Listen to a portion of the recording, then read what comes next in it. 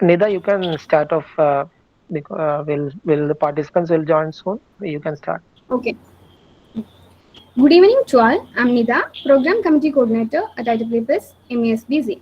I'm welcoming all to the webinar on digitalization in renewable energy sector, was hosted by Riddhi Vivario, a sitting engineer at Vestas and Vestas Wind Technology India Private Limited.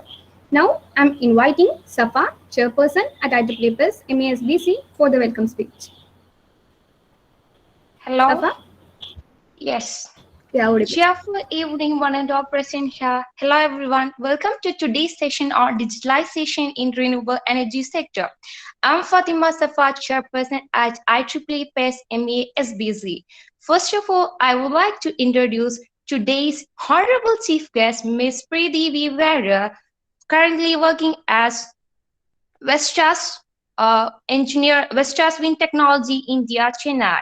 Postgraduate in power and energy with experience in wind farm modeling and design of solar voltaic system. Also, senior member of IEEE and impact creator IEEE transistor. Here, our she received like IEEE Outstanding Woman in Engineering Volunteer Award from IEEE Kerala section in professional category in 2015 and student category in 2012. She was also awarded Certificate of Excellence by Electrical and Electronic Department of Government Engineering College, Thrissur, Kerala for her overall performance during period 2009 to 13. An area of interest includes solar and wind energy, grid integration of renewable system, resource modeling, smart grid, and digitalization renewable energy. I welcome ma'am to this session, wonderful session. Also welcome Mr. Mushraf, IEEE MESB chairperson, also Councillor Jamshid sir, also advisor of IEEE PS MESBC, Dr. Fabna ma'am, and also finally welcome all the EXIGO members and participants who are gathered for the wonderful session of IEEE MESBC. I'm here hand-drawing this session to Ma'am Preeti Vivara. Ma'am? Thank you so much, Fatima, for that introduction. Good evening to all present here. I hope you're all staying safe. It's my pleasure to be part of this event and speaking with you all on digitalization in renewable sector. Let me just share my screen.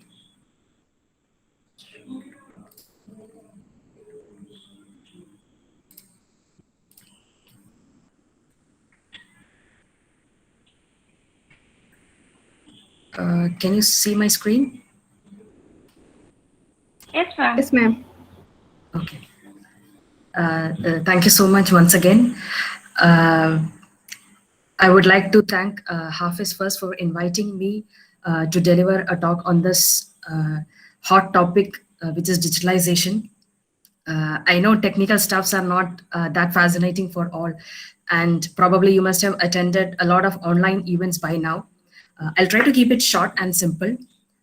Today, I'll give you a small virtual tour to the renewable energy sector with focus on digitalization and some resources for enhancing your knowledge in this domain. I'm not expecting you to grab the entire thing out of it, but if you're able to learn at least one new technology, consider that as a success and try to develop something out of it. Of course, your interest does matter and one cannot be learning everything, but try to achieve something out of every session that you're attending. So without further delay, let's start. A very brief introduction about me and my role. I did my post-graduation in power and energy engineering, where I had a good introductory subject to renewable sources, and this helped me start a career as an R&D engineer, working mainly on designing domestic solar photovoltaic systems. I was dealing mostly with the rooftop systems and little research works on solar board, battery management, and solar diesel hybrid system in telecom towers. A year later, I moved to the wind industry and took the role of wind resource assessment engineer at Bhoruka Power. It is an independent power producer. In simple, we can say that an IPP mainly invests in a potential area to build a wind farm or a solar farm. I was responsible for carrying out the energy assessment of those wind farms and see the project feasibility.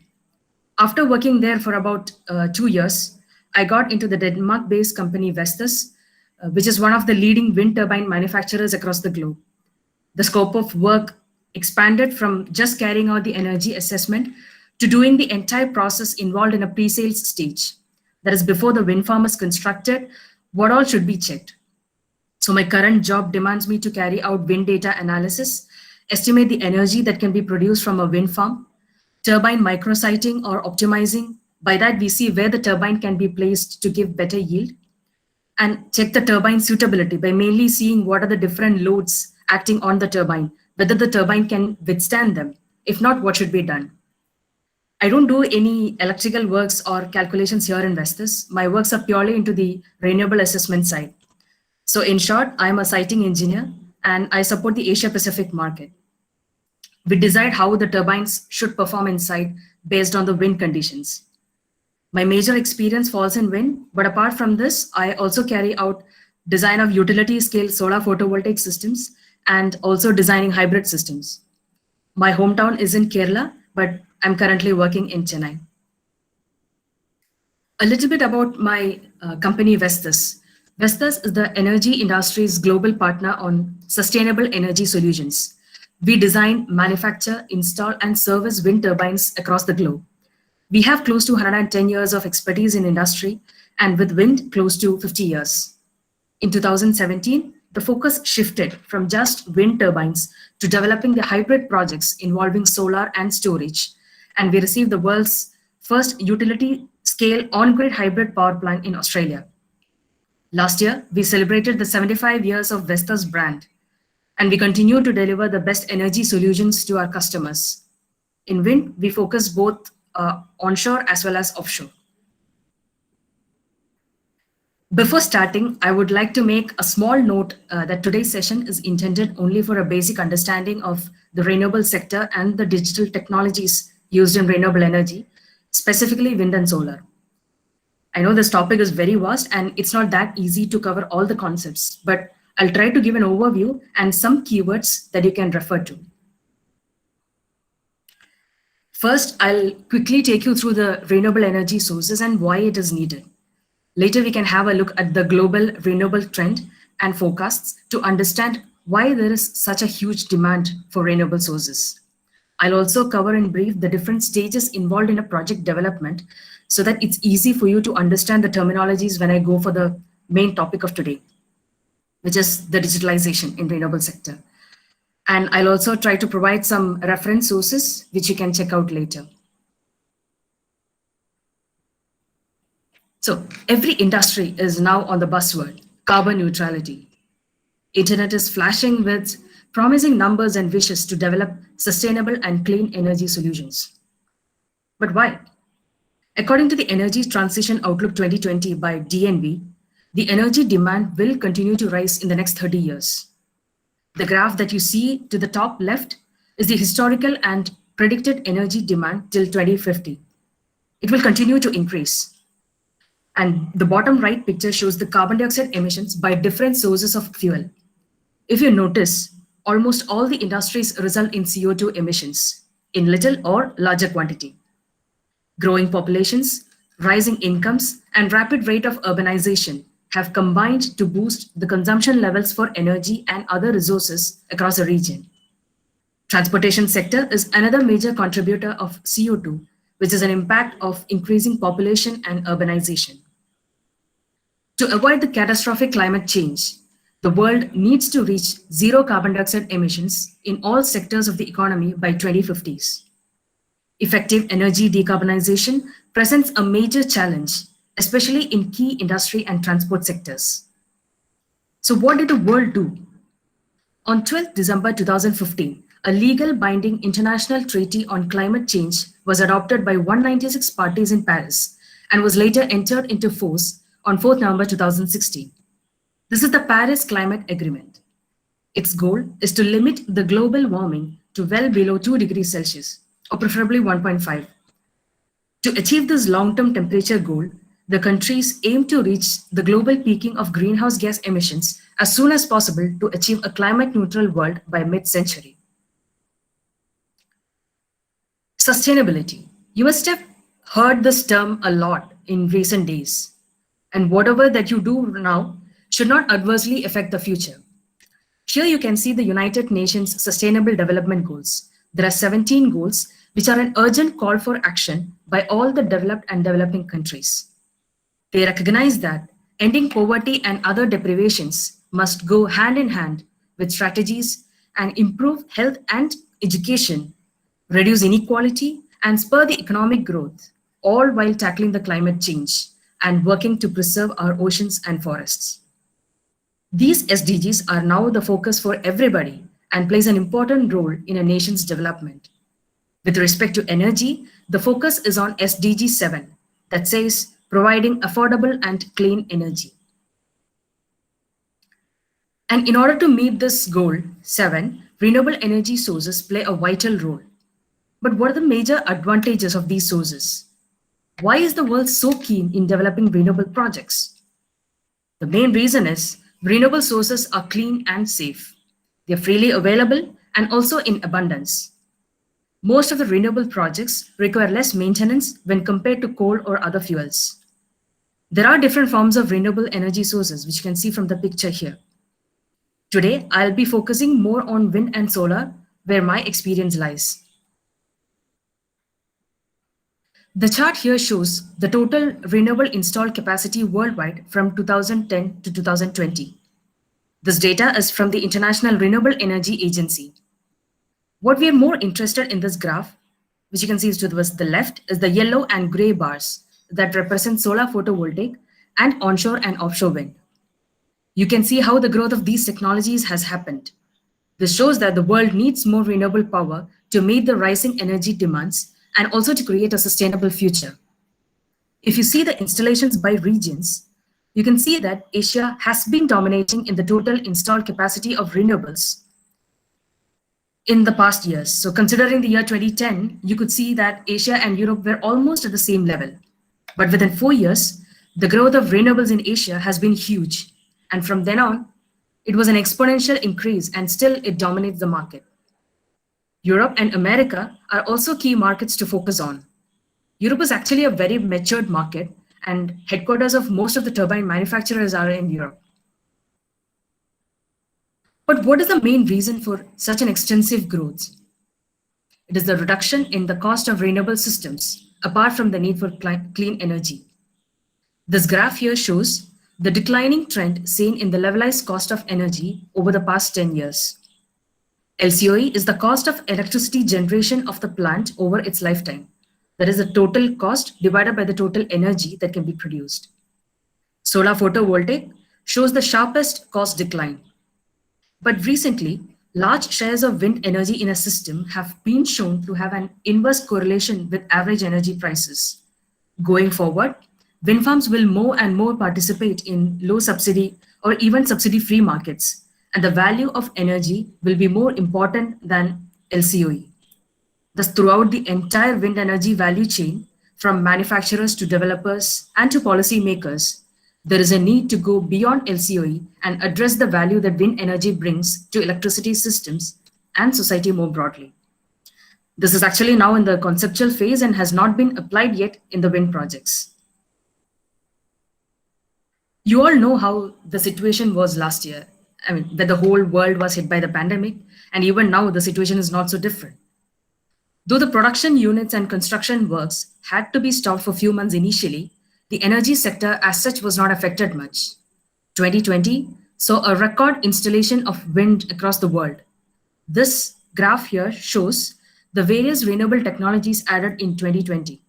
You can see that solar and wind together constituted more than 50% of the total installations, closely followed by hydropower. If you specifically take the case of wind, 93 gigawatt was added last year, which is actually a record number. Currently, the total wind capacity worldwide is 743 gigawatt. The growth was driven by the surge installations in China and US, which are the two key markets. The graph that you see here corresponds to wind installations in the past 7 to 8 years, and based on that, what has been predicted for the next year. The light blue bar shows the onshore wind capacity added in China. And the dark blue one shows the wind capacity. It's excluding China. And the green bar shows the offshore capacity. And China will be continuing to play a major role in the global wind installations for the next couple of years. Offshore technologies were also not that behind, and you must be hearing a lot about offshore these days. It's now one of the main trends as well.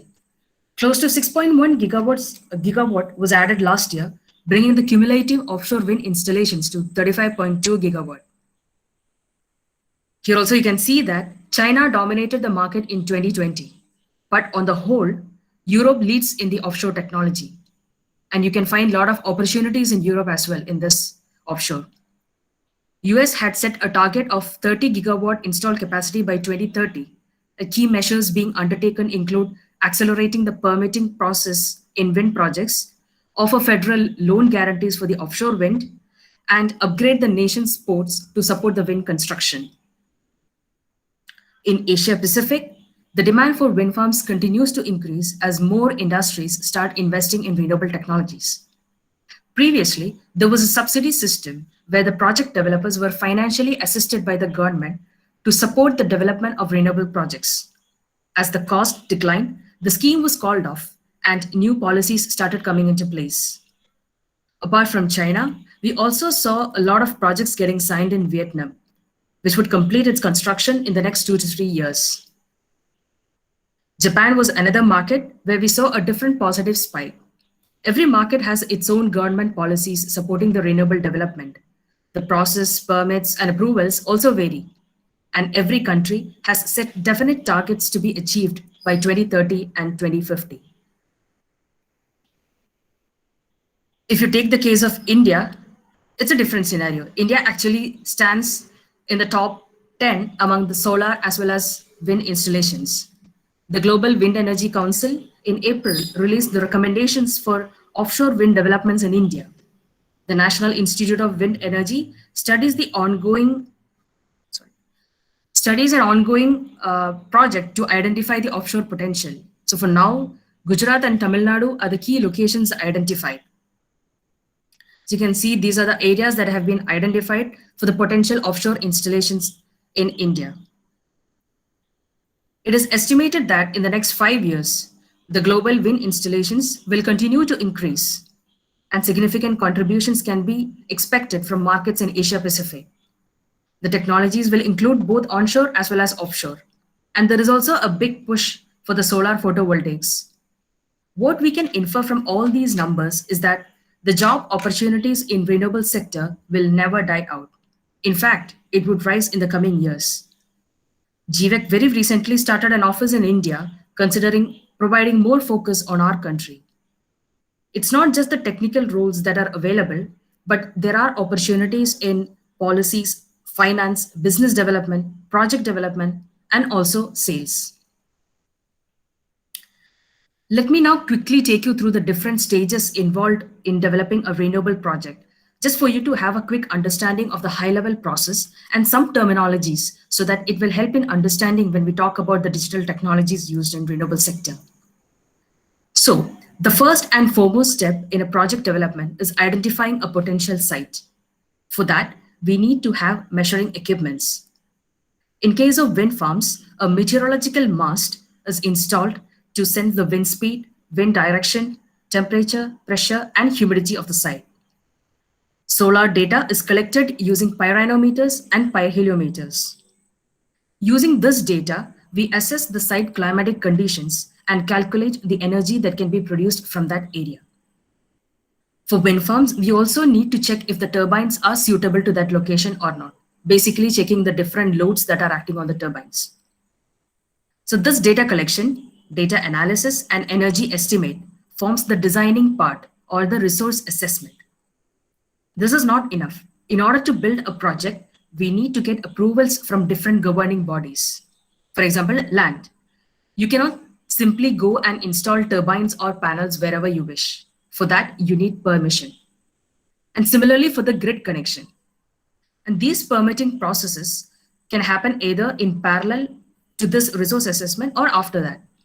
What might happen is the customer initially comes with certain locations and will ask us to perform the calculation.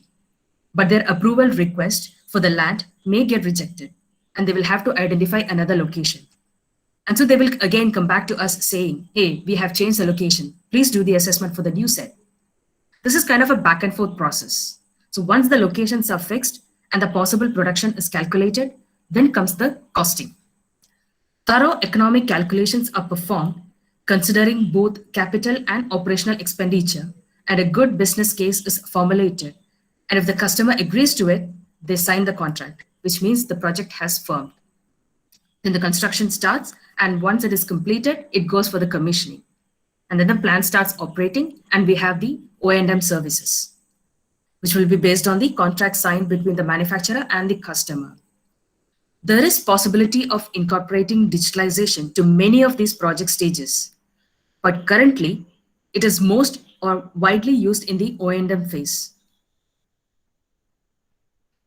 Now coming to the main topic of today, digitalizing renewable sector. This has been floating around for quite some time, and maybe over decades. But the technology started gaining more attention in the last couple of years, particularly when the renewable industry was booming.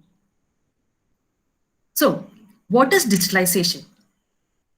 Digitalization is the use of digital technologies to change a business model and provide a new revenue and value creating opportunities. It is a process of moving to a digital business, and any technology that is digital can be considered in this. In renewable sector, it means that incorporating digital technologies at every point in the life cycle of the plant, which is either wind or solar.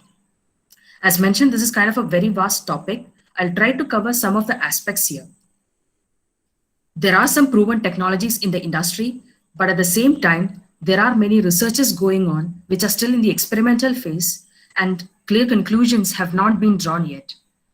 Today, I would be sharing the applications of digital technologies used in wind and solar.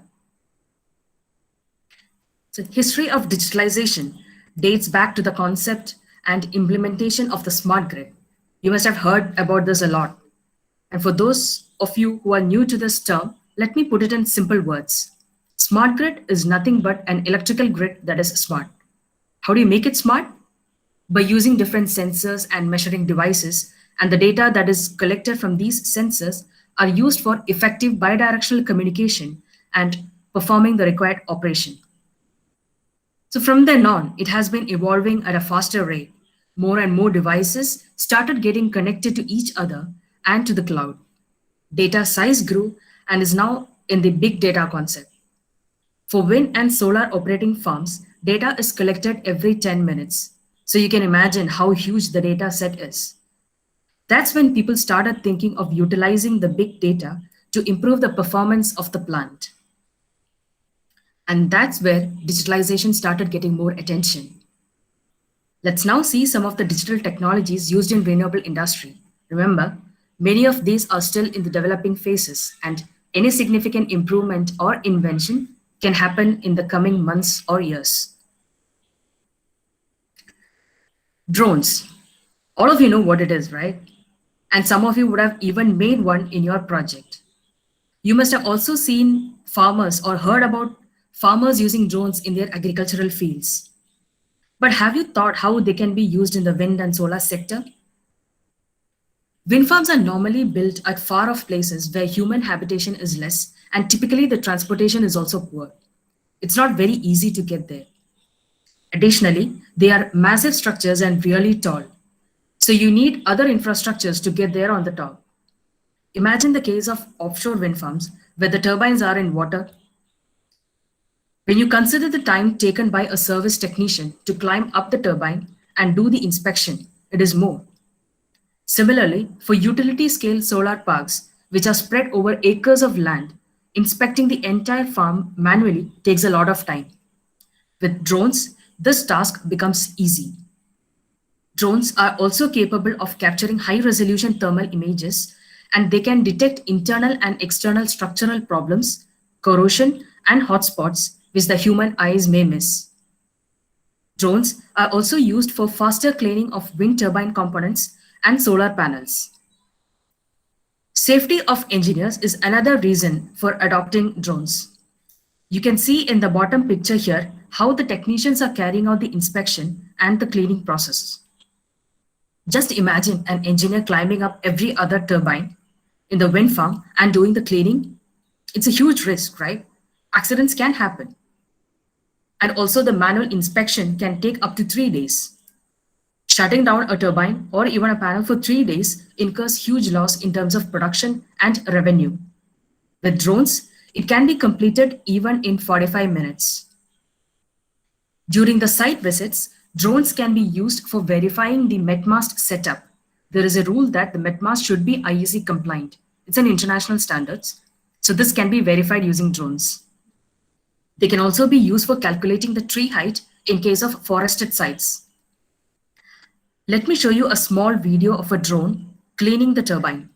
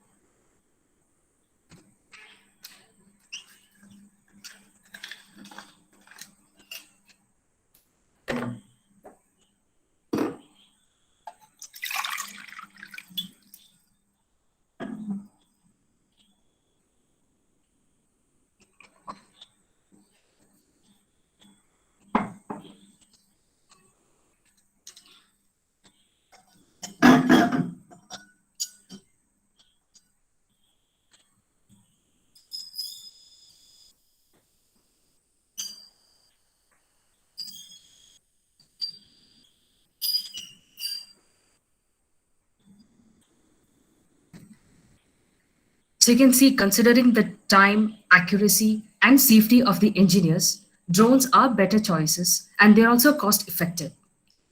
I'm not very sure of the exact cost involved, but the customers who use them say it's comparatively less cheap, or you can say it's cheap, and they would like to adopt drones as part of their regular operational and maintenance services.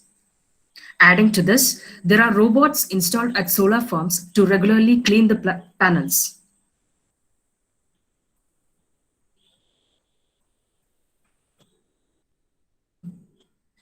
Now, artificial intelligence and machine learning. They are now everywhere. You have been hearing this for quite a long time. Machine learning is essentially the study of algorithms that improve automatically through experience and by using data. How is it applied in renewable sector? One, they can be used for fault detection. Nowadays, most of the photovoltaic systems and wind turbines are built with a monitoring system and have a database constantly backed with huge historical data. Machine learning-based algorithms and techniques have been developed where the model is trained with historical data to predict, classify, and localize faults. Sensors will be installed at different parts of the plant. For example, if you take the case of wind turbines, there will be sensors on each section of the blades that senses the loading effect. So based on how the blades have been loaded in the past and is currently being loaded, it's possible to identify if it's going to fail in future or not. Similarly, this can be performed for each component of the wind turbine. In solar, the major parameters are current, voltage, and temperature. So based on the values of these parameters, we can detect if any failures might occur. Predictive analytics and maintenance. So with this AI and ML techniques, it helps in predictive analytics and maintenance. Rather than a component getting failed, then trying to identify what has happened and rectifying the issue, if we know in prior that a failure can happen, we can take adequate measures to prevent it or even reduce the intensity so that unanticipated shutdown of the plants will not happen. You know, if a system is not working, how much loss it incurs. This can be avoided.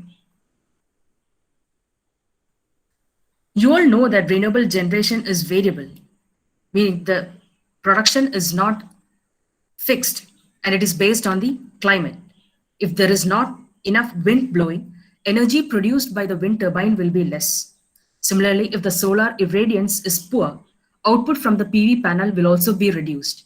And it can be vice versa too. Sometimes the production just shoots up and we may have to curtail the excess generation. So this variable generation can affect the grid performance and causes stability issues. This is where forecasting of power helps. Based on current generation and how the plant has been performing, it is possible to predict the power generation using machine learning algorithms. This helps in meeting the demand response and avoiding grid congestion, thereby reducing wastage. The application of AI and ML are not restricted to operating plants. They are also used in the pre-sales stage, that is before the construction of the wind farm or the solar park. So as mentioned before, in order to build a wind farm or a solar park, we need to analyze the site climatic conditions. And this is done by collecting data from the site. The 1 year measurements collected from the site does not represent the site climatic conditions well, because wind is highly variable. Getting an average wind speed of say 6 meters per second this year doesn't mean that it will be the same next year also. It could be higher or even lower. So the site measurements are usually long-term corrected using online data sources. For that, we use machine learning algorithms. The application of AI and ML in renewable sector is really huge, and still there are many researches going on in this area. IoT, or Internet of Things, which is another buzzword, where the devices are connected together and to a network. Use of IoT in energy sector is somewhat closely related to the application of machine learning and artificial intelligence. IoT technology can be used in asset monitoring, automated controls, and data analysis. By installing a fleet of connected sensors, it is possible to keep track of the performance of physical assets remotely. An IoT sensor installed on a solar panel would be able to detect the most favorable conditions for energy production. When fed to an automated control system, this data could help the system reorient itself to maximize outputs without any human intervention. Using IoT sensors and remote connectivity tools, the green energy companies can collect a massive amount of information on equipment performance, the root causes of outages, and general supply and demand trends. Hotspots in the solar panels can also be detected. Consider a utility-scale solar photovoltaic with tracker systems. Remember, the farm is spread over acres of land. There are control features that enable the panels to rotate based on sun's path. Usually, the tracking system functioning is uniform, meaning all the rows move in a similar fashion. But the sun's rays may not be falling similarly on all the rows. So there is a need to optimize the tracking functionality. This is possible using IoT and machine learning. You know what's the orientation of the panel is, what amount of sunlight is being received by the panels, and we can design a control strategy that allows the motor to function so that it maximizes the energy production. Virtual reality. This doesn't have a vast application in energy sector, but it still has its own importance. Getting on top of a turbine to understand and learn its parts might be difficult because of the accessibility. And you cannot have a prototype also built for this purpose. In such situations, we can make use of virtual reality to go inside the turbine and visualize the different parts. For the service technicians and installation staffs, even before actually visiting a wind farm, a training is being provided through virtual reality that shows all the parts and how to install them, even the tightening of a screw. This serves as a good learning and training resource for them, and this helps the engineers working on site to efficiently do their job. Blockchain, another hot topic, or it can be called as a chain of blocks. You must have heard a lot about Bitcoin and cryptocurrencies used for digital transactions. Blockchain can be considered as something that's advanced to it. This is how a blockchain network looks like. Every participating member is called a node. If I join a blockchain network, I'll be one node. Whenever a transaction is being made by one of the nodes, the details are validated and then only it gets added to the block. Likewise, every valid transaction details are added and this forms a chain of blocks, and each block contains the transaction details in encrypted format. So nobody can read what it is. And whoever is part of the blockchain network gets a copy of these details. And this is why blockchain is called as a distributed ledger. And if at all somebody tries to alter the information in the block, since the details are available to all the nodes, it cannot be tampered. Blockchain forms the backbone of decentralized energy systems and is used in peer-to-peer energy trading. That is, if I have a solar photovoltaic system at my home and there is excess energy being produced, I can directly sell that to another person who needs it without involving the utility. So that's the advantage of blockchain. It eliminates the need for a third party to validate the transaction. If I'm in need of power, I can buy directly from the other producer. So the concept of producer and consumer is changed to prosumers. Blockchain can also be used in electricity bill payments. Suppose I'm selling a particular amount of energy, I will be given tokens for it, and it will be stored in my digital wallet. And I can use these tokens to pay my electricity bill or even use them at the grocery store.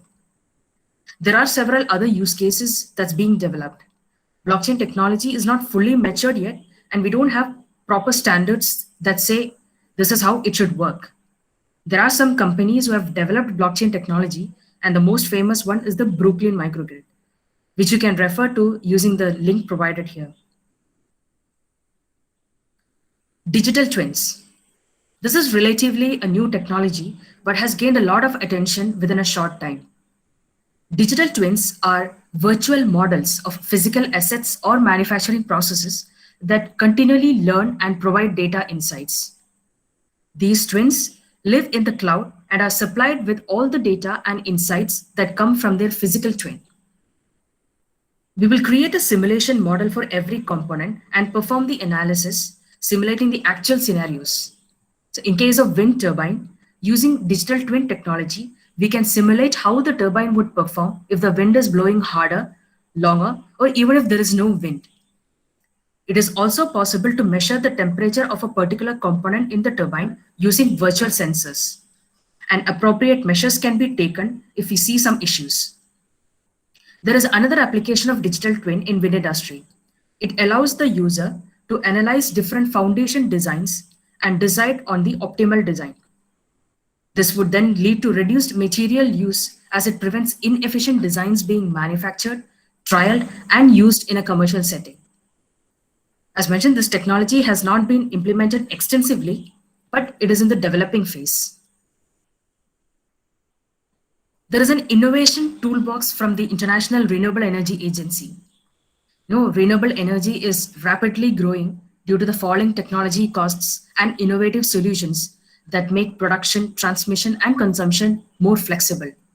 Still, the integration of solar and wind power poses specific challenges.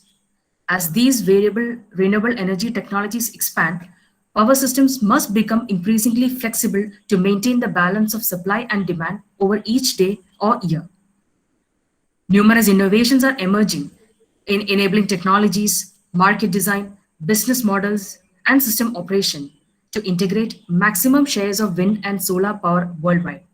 For this, IRENA had developed an innovation toolbox that covers all the developed and developing technologies and current innovations in the renewable sector. You can explore this toolbox using the link given below. It's a very interesting tool to read, and it covers all the technologies that I've mentioned here right now, and with different use cases. If you're really interested to know more about wind and solar and what is happening in different markets, or you want to know how the technology developments happen, you can follow organizations like Global Wind Energy Council, International Renewable Energy Agency, or International Energy Agency. To know specifically about certain markets, you can check out the corresponding market organizations. And if you want to know what is happening in the offshore wind industry, you can listen to the podcast from GWEC. There are quite a lot of white papers also being published by different manufacturers, which help in understanding the various technological developments happening in their organizations. A week back, Wind Europe released its video platform WindFlix that contains wide range of wind energy topics. In that, there is a special column for digitalization in wind sector. And day before yesterday, they published the second video on digital innovation. So I guess it's kind of a weekly basis that they're posting videos. You can go through that also. And all the recent trends are being covered in the industry or corporate organizations, social media handles, and websites. You can also make use of the online events. There are quite a lot of them. And how does IEEE help me in my professional development? I've been part of this professional group from 2009. So it's been 12 years. And my engagements are mostly towards the power and energy side. So I mainly use the PES Resource Center to gather information on the various technological trends and researches happening worldwide.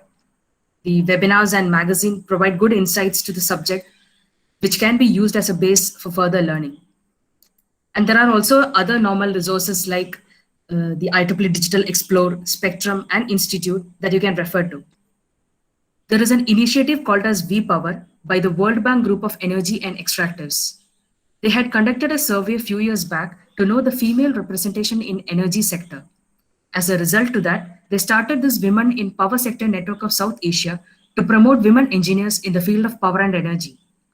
Currently, I am leading the V-Power track in one of the flagship events, IEEE ESS12, which focuses on United Nations Sustainable Development Goals. And from January 2021, I'm part of the standards group Blockchain in Energy. And that's how I explored and learned more about blockchain and its application in energy sector. It's vast, but fun and interesting to read. So, renewable energy is the present and future. A lot of research works are being done at different parts of the world in wind and solar to improve the performance of the plant and also to create an optimized design. With digital technologies, it's possible to reduce the overall cost of the system, time taken for project development, and these technologies also improve the efficiency and resiliency. Use of digitalization in renewable sector is very important to create an asset that performs well and meet the needs of the community. There is challenge at each stage of the work, and this paves way for learning and improvements. If you have the passion to learn things in renewable sector, I can always help you with that. And those that are not aware of by me, I can put you in connect with the concerned person. I hope I have managed to give you a picture of the renewable industry and what are the different digital technologies that are being used. And I hope that's what you were expecting from this talk. It might have been a lot for some of you with all these numbers, statistics, and terminologies. But as I said, this was intended only to give you a basic understanding of the concept of digitalization in renewable energy sector. So whichever you find it interesting, you can explore more. So with that, I would like to stop. Thank you all for listening. Any comments, questions, or suggestions so that I can also learn from you. Thank you once again. Thank you, ma'am. And we have some queries in the chat box. Yes, sure, please. First one is, what is the key difference between real-time simulation and digital twin? Okay, so as you all know, it's not possible to exactly simulate what is happening in the real world outside. If you see the climatic conditions, it's quite variable. What you are seeing right now at the moment may not be the situation that is even 10 minutes later or even 1 hour later. It's totally changing. So based on an average value of the site conditions only, we can bring into the simulations. But we are also trying to have not the exact, but maximum possible exact situations that can be simulated into the grid, into the digital twin technology. And because of this climate changes, it's not possible to exactly simulate what is happening in the real world outside, mainly because of this variability in solar irradiance as well as the wind. Okay, ma'am. Next question is, how Prosumers transfer power via transmission line or wirelessly. It will be through a transmission line itself. It's kind of a microgrid system that is being implemented. So in that particular microgrid system, there will be a lot of producers and consumers. So within that microgrid system, it is possible for the prosumer to sell the excess energy that is being produced to any of the consumer who is in need of it. In case of transmission line, how to manage congestion issues? Same question. Okay, so I think this refers to the machine learning or the artificial intelligence algorithms. So suppose there are quite a lot of wind power plants that is being connected to the transmission system. So what happens when all of them start evacuating power, which is more, and what is not required, or basically evacuating power in large quantity that is more than what is in demand. So in those cases, we may have to bring in some operational strategies to those plants so that the power that is being evacuated to the grid is what it is required. So in this way, the congestion can be reduced. Okay, ma'am. Next one is, what opportunities would a digitalized energy network bring to decentralized and energy communities models? I think this actually refers to the points which I've mentioned in the talk. So all these digital technologies can be applied to the utility scale and also for the decentralized systems. For example, this blockchain technologies, as I mentioned, blockchain can be implemented in a microgrid system. That is kind of a decentralized system. So wherein you have a solar plant that is being utilized locally and not on the large scale level. So I'm not quite sure if that answers the question. If not, if you can be more elaborative on the question, then I would be able to answer that. Yes, ma'am. Next one. What are the recent or future renewable energy simulation tools? Okay. We have quite a lot of tools available within the industry for renewable energy simulations. We do have WindPro software for the energy estimation and data analysis. There is Windographer, WindSim, WindFarmer. There's one from the Meteodyne. So there are quite a lot of simulation tools. And recently, we are, I mean, not basically us, but the renewable sector is trying to come up with intelligent algorithms that can be incorporated to the renewable projects, but it doesn't get incorporated to the simulation tools that will be handled separately. So right now, these are the tools that are being used in the industry. Okay, next one is, what is the minimum capacity of the renewable energy required for transmitting the power through blockchain?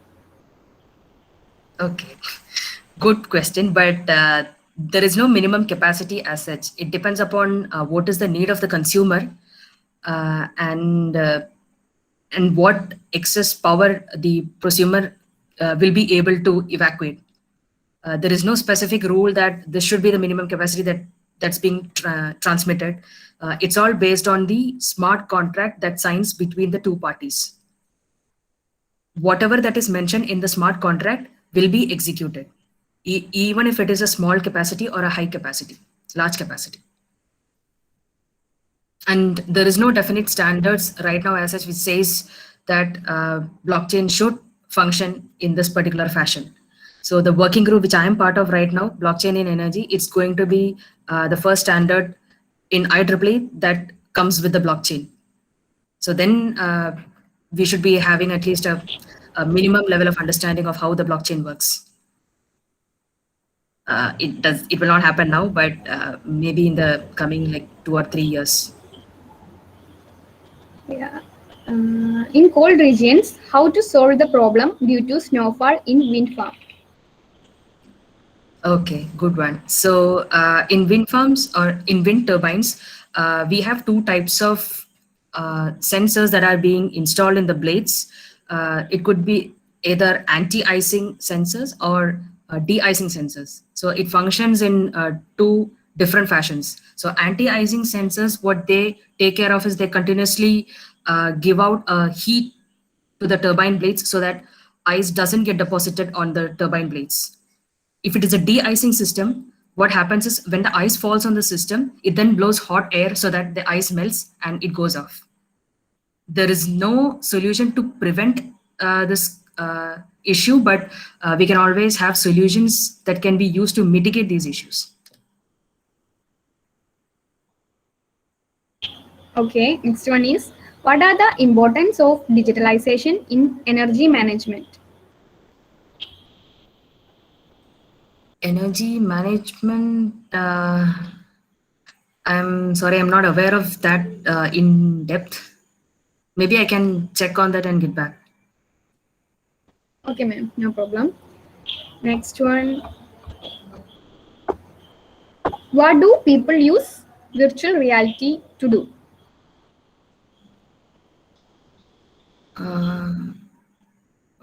Do people use? Can you be a bit elaborative on that, Fatima? Maybe you can ask the question directly. What you actually meant?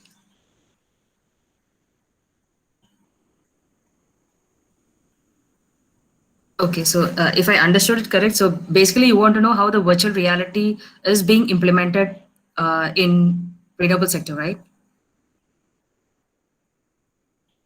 Okay, future of Ma'am, virtual excuse reality. me. Future, I'm not that aware of, but currently it's being deployed in training institutes of renewable sectors where the service technicians and the installation staffs are being trained.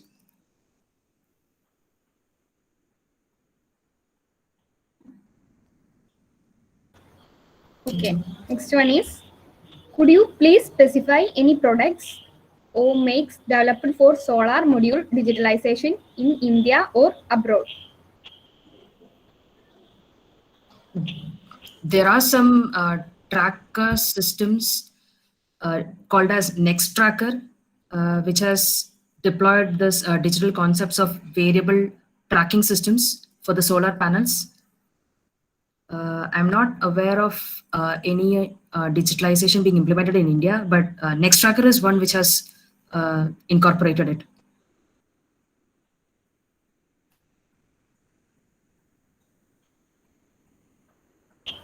Okay, ma'am. The last question is, how to solve wind shear in sea?